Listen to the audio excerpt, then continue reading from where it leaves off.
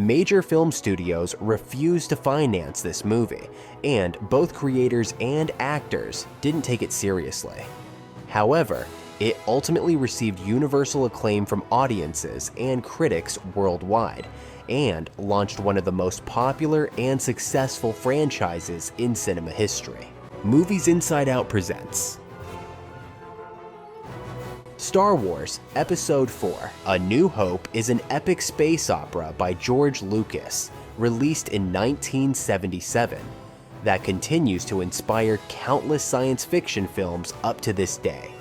Why did the director suffer from depression during the shooting? How did the props almost cause a real war? And what could have prevented the film's release? We'll answer these and other questions in our new video. So, let's begin. But we're a little rushed, so if you'll just get on board, we'll get out of here. The creation story. The idea of creating a space opera came to the director, George Lucas, back in 1971. Initially, he planned to adapt the comic books and series about the space adventures of Flash Gordon, and even tried to buy the rights for the adaptation. However, producer Dino De Laurentiis was the first to acquire them, so Lucas decided to create an original story about interstellar adventures. In May 1971, Lucas presented his ideas for two films, a space opera and a coming-of-age dramedy, American Graffiti, which he was also working on at the time, to the head of United Artists, David Picker. Lucas signed the contracts for production of both films, but the company later refused to finance Graffiti. Lucas then offered the dramedy script to Universal Pictures and soon began shooting it. After finishing his work on American Graffiti, Lucas finally began developing the space opera in January 1973, which got its title Star Wars in April. Later, the director shared that his film is not a story about the future, but rather a fantasy having more in common with the Grimm's fairy tales than with science fiction. Despite the impressive story, United Artists ultimately refused to launch this project as well. Then, Lucas and producer Gary Kurtz presented a 14-page script outline to Universal, which had financed Graffiti, but its management team also turned down the project. Then, Lucas offered Star Wars to Paramount and Disney, but none of them were interested in the project either.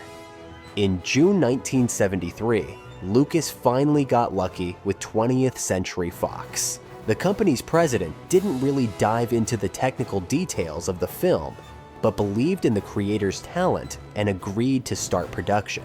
Lucas wrote 4 different versions of the script for Star Wars, trying to find the most interesting characters and exciting storylines. By May 1974, he had a 132-page draft in which Luke Skywalker, back then with the surname Starkiller, was a 60-year-old dwarf general, and Han Solo was a green monster with gills. During this period, Lucas also conceived the idea of Chewbacca, who was inspired by the director's Alaskan Malamute Indiana. By the way, the dog's name was later given to Indiana Jones, and we highly recommend watching our video about the creation of the first part of that franchise if you haven't already. By 1975, Lucas had written a script version about 250 to 300 pages long, with the entire plot of the original trilogy. Lucas realized it was impossible to fit all the events into one movie, so he decided to split the story into 3 separate films. In February 1975, Fox allocated $5 million for Star Wars, and later increased the budget to $8.25 million. Lucas began rewriting the script to fit it in the low budget, and founded his visual effects, Studio Industrial Light and Magic ILM, as Fox had closed its effects department at that time. During pre-production, Lucas hired illustrator Ralph McQuarrie, who created concept art with the characters, costumes, props, and sets. McQuarrie's art helped the studio understand the film and set the visual tone for all parts of Star Wars. By the way, Lucas insisted that all devices, ships, and buildings look aged and dirty, believing that such aesthetics would make the fictional world more authentic. What a piece of junk! She'll make .5 past light speed. She may not look like much, but she's got it where it counts, kid. Casting. Lucas believed that Luke Skywalker must be played by an actor who could display the intelligence and honesty of the character. He considered Robbie Benson, William Catt, Kurt Russell, and Charles Martin Smith, but ultimately, the role went to Mark Hamill. Preferring to select unknown actors, Lucas initially did not want to cast Harrison Ford as Han Solo, although he had already worked with him on American Graffiti. Instead, Lucas asked Ford to help with the auditions by reading the lines with other actors. However, Ford impressed Lucas so much that he gave him the role of Han. However, as for Obi-Wan Kenobi, Lucas knew he needed a real star. Producer Gary Kurtz believed that they should have been looking for a strong character actor to display Obi-Wan's stability and seriousness. Before Alec Guinness, the creators considered Japanese actor Toshiro Mifune, famous for his work in Akira Kurosawa's films. However, Mifune declined, believing that they would use cheap special effects that could negatively affect the image of the samurai. One more contender was Peter Cushing, but Lucas decided that his gaunt face would better suit the villain Wilhuff Tarkin. The role of Leia Organa, played by Carrie Fisher, could have gone to Karen Allen, Amy Irving, Terry Nunn, Cindy Williams, Linda Pearl, or Jodie Foster, who had to decline the offer due to her contract with Disney. Anthony Daniels, who voiced the droid C-3PO, liked this role after seeing Ralph McQuarrie's art. Initially, Lucas considered over 30 candidates, including Richard Dreyfuss and Mel Blanc. Kenny Baker, who voiced the astromech droid R2-D2, was offered the role immediately after he met Lucas. Despite this fact, the actor, at 3 feet 8 inches tall, refused the offer 3 times because he didn't want to play in a film where the audience wouldn't see his face. As for Chewbacca, Lucas and Kurtz chose Peter Mayhew due to the fact he was 7 feet 3 inches tall. According to the actor, he spent a lot of time at the zoo, getting inspired by the behavior of animals.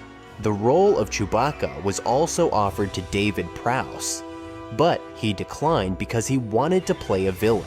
As a result, Prowse was cast as Darth Vader, although the voice was provided by James Earl Jones, as Lucas thought Prowse's English accent didn't suit the character. One more thing was the vocal timbre. Prowse's voice sounded too high and occasionally hysterical. On a diplomatic... You are part of the Rebel Alliance and a traitor. Take her away. Which did not fit a character like Vader. Jones, on the other hand, had a lower, more confident timbre, making Vader a more vivid character. The filming process. The filming of Star Wars began on March 22, 1976, at the Chott El Djerid Lake in Tunisia. Initially, Lucas wanted Tatooine to look like a jungle planet, so Kurt scouted locations in the Philippines. However, the thought of spending several months in the jungle did not appeal to Lucas, and he decided to make Tatooine a desert planet. The crew also built additional locations for Tatooine scenes in the Tunisian city of Tozeur and Death Valley in the USA. The scenes in Luke's home were filmed in the traditional Berber hotel Sidi Driss in Matmata. By the way, the Jawa sandcrawler almost led to a military conflict between Tunisia and Libya. The enormous prop was placed near the border, so the Libyan authorities mistook it for a real military vehicle, suspecting Tunisia of hostile intentions. Fortunately, the film's crew managed to explain to the Libyans that the model posed no threat. While filming the movie, the crew faced various challenges. For example, because of a rare rainstorm in Tunisia, faulty equipment, and poor quality props, Lucas began to fall behind the planned schedule. After completing the challenging work in Tunisia in 2.5 weeks, the crew moved to a more predictable location, the Elstree Studios, in the suburbs of London. However, there, the shooting also progressed slowly, mainly because most of the crew did not take the project seriously, believing it was a children's film. Kenny Baker was convinced the movie would fail, and Harrison Ford constantly argued with the director over his difficult lines. Additionally, Lucas had conflicts with cinematographer Gilbert Taylor. Being accustomed to working on auteur films, Lucas wanted to control all important production processes. However, Taylor refused to follow his instructions, feeling that Lucas was limiting his creative freedom. Realizing that most elements of the film turned out to be completely different from his original concept, Lucas fell into depression. Kurtz described the director as a shy person who didn't like working with a large cast and film crew. According to Carrie Fisher, Lucas almost never gave instructions to the actors, and even when he did, he typically just said faster and more intense. Wait, was it really a space opera they were filming there? Despite this, the actors often tried to cheer up the depressed director to clear the air. By the way, Obi-Wan was originally meant to survive, but Alec Guinness hated the character's dialogues, and some say he even asked Lucas to kill him off. However, Lucas claimed he added Obi-Wan's death to the script because the character had no purpose after the duel with Vader. The filming in the UK lasted 14.5 weeks in total. Lucas saw a poster with Tikal in Guatemala at a British travel agency and decided to use this place as the location for Yavin 4. The Rebel base was represented by local Mayan temples, and the animated Death Star plans shown at the base were created by programmer Larry Kuba, marking the only use of computer animation in the original version of Star Wars. Meanwhile, the visual effects studio ILM started working in a warehouse in Van Nuys, California. Most special effects were created with the help of innovative motion control camera technology developed by John Dykstra and his team, which created the illusion of scale using small models and slow-moving cameras. This technology, later known as Dextraflex, was used in many films afterward. Sound designer Ben Burt created a sound library that Lucas called an organic soundtrack. He made blaster sounds by hitting steel cables and modifying the noise he got. As for lightsaber sounds, they were a combination of the projector's buzz and the noise produced by a microphone. For Chewbacca's voice, Burt combined the sounds from a bear, badger, lion, seal, and walrus, while Vader's noisy breathing was achieved by breathing through a diving mask. Initially, Lucas planned to use the existing orchestral pieces in his film and hired John Williams as a musical consultant. However, the composer convinced Lucas that an original soundtrack would create the necessary atmosphere. Originally, Star Wars was set to be released on December 25, 1976, but due to delays, the premiere was moved to May 1977. Editor John Jimson started working with the footage while Lucas was still in Tunisia. However, when Lucas saw the rough cut, he felt Jimson completely misunderstood the film and its style, so he fired him in the middle of production. Ted, I got your voucher. Out! The editor was replaced by Paul Hirsch, Richard Chew, and Lucas's then wife, Marcia Lucas, giving the film the dynamics it had lacked. As the production stage was coming to an end, the creators requested a larger budget. However, the Fox executives were reluctant to comply since the project was significantly behind schedule. The studio president told Lucas he had to finish production within a week or it would be shut down completely. The team then split into 3 groups, led by Lucas, Kurtz, and production manager Robert Watts, and, fortunately, managed to meet the tight deadline. Star Wars was completed less than a week before its release, with the final budget reaching $11 million instead of the planned $8 million. So, you got your reward and you're just leaving then? That's right, yeah. Movie mistakes and errors. Now, let's count the mistakes made by the creators of Star Wars during filming. Pause the video and write in the comments how many errors you think there are in the movie. Everything's perfectly all right now. We're fine. We're all fine here now. Thank you. How are you? Let's go.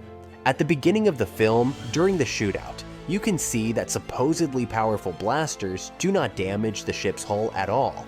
Well, in their universe, few can boast about their accuracy.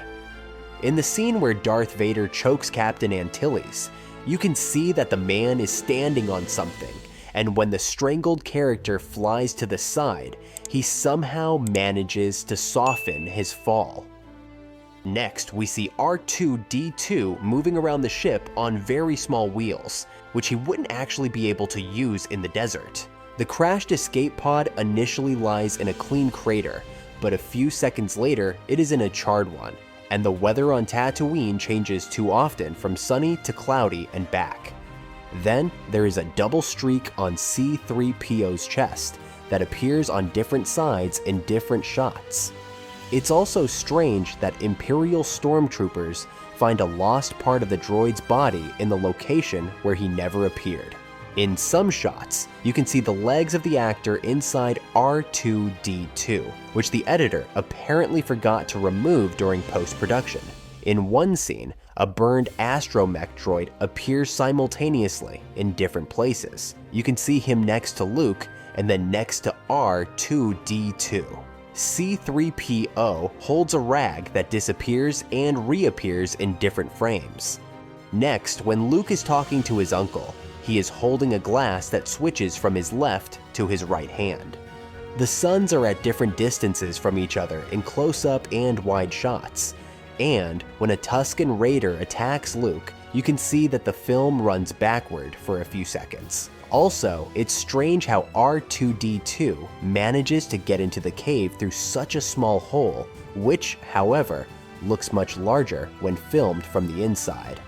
Then, Luke, who has been unconscious for a long time, manages to adjust his sleeve and point a lightsaber at Obi-Wan, which could have been activated at any moment.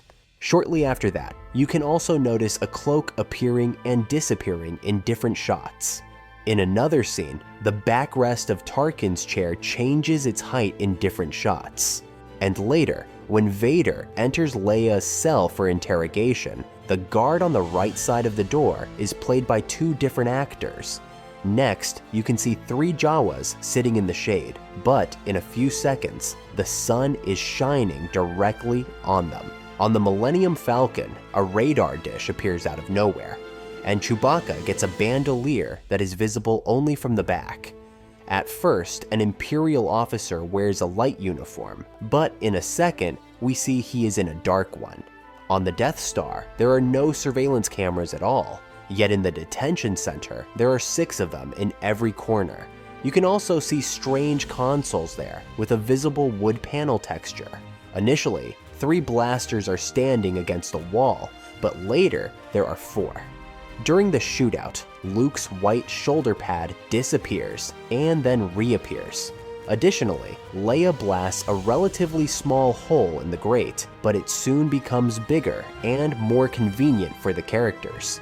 It's also surprising how Leia, almost waist-deep in alien trash and dirty water, emerges from the compactor in dry, clean clothes. Also, it's curious how the flashlights can ricochet so clearly and move slower than bullets, how metal pipes can deform because of the light pressure, and why a group of stormtroopers flees from Han, even though they can easily defeat him. Before Luke and Leia swing across the chasm in the Death Star, you can see that the blasters they fire eject shell casings. This happens because the weapons used in the film are dressed-up guns firing blanks. Next, you can see a white cord from Obi-Wan's lightsaber. and the control panel on Vader's chest reflects differently in various shots. Additionally, on the scheme uploaded by R2-D2 to the Rebels, the dish emitting the beam is split by the equator, while the actual Death Star has it in a much higher position. By the way, this discrepancy happened because the scheme had been based on an earlier concept art that did not make it to the final version of the film. Later, R2-D2 suddenly changes position during a single shot, and Luke's helmet differs from the one he just held in his hands. At the end of the film, Vader and his soldiers are chasing Luke, but in some shots, there seems to be no one behind him. Moreover, the front of Vader's cockpit looks different when shown from inside and outside. Shortly after, the villains shoot R2-D2 in the head, but within seconds, the droid is safe and sound again. The film also contains a few significant factual errors. For example, while the escape pod is moving away from the Star Destroyer, both the ship and the Starry Sky Star are scaling down. However, only the Star Destroyer is supposed to scale down because the increase in the distance between the escape pod and the stars is not really significant. In the scene where Greedo shoots at Han and hits the wall near his head, Han's facial expression doesn't change at all, although he should have reflexively squinted or blinked. But here's the catch. First of all, cool guys don't squint. And second, this scene has been altered in each re-release, causing fans to debate for 40 years about who shot first. In the original version, surprisingly, Solo shot first. In 1997, Lucas decided that Han was a good guy, and good guys don't shoot first. So Greedo became the worst shooter in the galaxy, and he was the first to fire in this version already. Despite standing just a couple of feet away, he still missed. Only then did Han retaliate. So let's ask the editor to compromise and remove half a point from the error counter. Also, when the walls of the garbage compactor come together, the level of trash is supposed to rise, but it doesn't change until the walls almost touch each other. Additionally, all the spaceships in Star Wars defy the laws of physics. They move in space like airplanes, which have resistance allowing them to make arcing turns. In the open space, this is impossible because there is no air to provide that resistance. Well, was your guess close to our tally? Or did you notice other mistakes that we didn't mention? Write them in the comments. What is it? I'm afraid I'm not quite sure, sir. He says I found her and keeps repeating she's here. Deleted scenes and bloopers. There are several interesting scenes that George Lucas decided not to include in the final version of the film. For example, among the deleted episodes, there is a moment where Aunt Beru prepares blue milk in her kitchen, and a rather long scene which was included in the 2011 Blu-ray edition, where Luke goes to Tosha Station and reunites with his close friend Biggs Darklighter, and several other friends, discussing the Empire's treatment of Tatooine. In the same edition, there is a scene where Darth Vader orders an Imperial officer to expand the search for the droids. Other deleted scenes include Luke and C-3PO searching for the missing R2-D2, and stormtroopers combing the area for the droids while unusual creatures roam around. Also, they cut a scene where Luke and Biggs meet before the attack on the Death Star. In the re-releases of 1997, 2004, and 2011, many special effects were significantly improved, but fans of the saga had mixed feelings about the changes to the canonical scenes. Since Star Wars had a limited budget, many bloopers were related to the poor quality of sets and props. Additionally, actors sometimes forgot their lines, made clumsy movements, and made each other laugh. Worldwide recognition. Star Wars premiered on May 25, 1977. Initially, only a few theaters wanted to show Lucas's film, and to encourage them to purchase a copy, Fox's management decided to release it with the potentially successful film The Other Side of Midnight, based on Sidney Sheldon's bestseller. If a theater wanted to show it, they had to show Star Wars as well. In fact, The Other Side of Midnight failed at the box office, while the space opera was a tremendous success, a fact that even the director couldn't believe. Star Wars became one of the most commercially successful films of all time, grossing over $500 million worldwide, receiving numerous prestigious awards and high praise from most critics, although some called the film mediocre and pretentious. The film won 7 Oscars for Best Art Direction, Costume Design, Sound, Editing, Visual Effects, Original Score, and Sound Effects. The British Academy awarded the film for Best Sound and Original Score, and John Williams won both a Golden Globe and a Grammy, apart from other awards. The film also won 9 Saturn Awards, including Best Science Fiction Film, Best Director, Best Writing, and Best Supporting Actor for Alec Guinness. In 1989, the movie was added to the National Film Registry by the Library of Congress. By the way, the subtitle, Episode 4, A New Hope, was added only in 1981. Lucas claimed that he had conceived the story as the 4th part of a saga from the beginning, but omitted the full title to avoid confusing the audience. Star Wars positively impacted the careers of most actors, although their paychecks were really different. For example, Hamill earned $650,000 and 0.25% of the profit, Ford got only $10,000, and Guinness made the most lucrative deal with the studio, earning 2.25% of the film's total profit, which brought him $3.3 million. Fisher's salary was not disclosed, but it is known that she also received 0.25% of the profit. Jones was paid just $6,400 for voicing Vader, Mayhew received only $450 a week, and Prowse, who played the body of Vader, claimed he did not receive a cent for his work. George Lucas earned $200,000 and 40% of the profit. Star Wars had a huge impact on pop culture, the space opera genre, and cinema in general, and launched a cult favorite franchise that included 2 sequels in the classic trilogy, as well as a prequel trilogy, a sequel trilogy, and many spin-offs that continue to come out to this day. In your opinion, what is the secret to the phenomenal success of Star Wars?